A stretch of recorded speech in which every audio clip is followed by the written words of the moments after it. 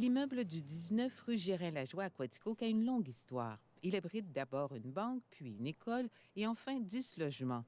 Réjeanne S. Lebel et son conjoint en sont les propriétaires depuis 1999. On l'aime, notre bloc. On aimait nos locataires. C'est comme une famille, là. C'est sûr que c'est un bloc que les logements sont pas chers. Des loyers qui resteront abordables même si l'immeuble change de main cette semaine. L'entrée, un nouvel organisme à but non lucratif prend le relais. Un OBNL nouveau genre qui veut s'attaquer à la crise du logement dans les secteurs ruraux en faisant l'acquisition d'immeubles privés. Un propriétaire privé vers un autre propriétaire privé, c'est souvent là où, en fait, les frais sont tellement importants que les loyers sont augmentés, où on voit des cas de rénoviction. C'est une grande fébrilité. Notre but premier, c'est pas la rentabilité. La MRC de Quaticook, des organismes comme la SADC et la CDC qui financent l'entrée, s'inspirent du modèle de l'OBNL Solide, qui détient plus de 1000 logements à Châteauguay, Longueuil, Drummondville notamment. Le caractère vraiment particulier que nous, on a, c'est le caractère rural.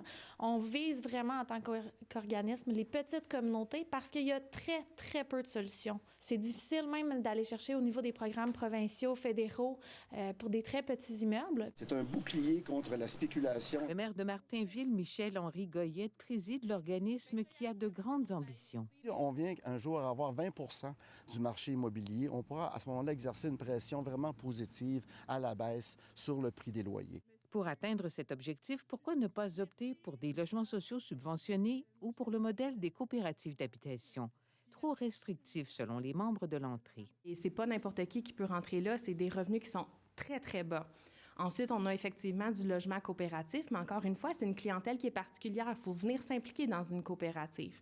Pour le moment, l'organisme ne fait appel à aucun programme fédéral ou provincial. Une fondation privée, avec un don de 400 000 $ complète le financement de l'organisme qui se lance avec une première transaction dont le montant n'est pas dévoilé.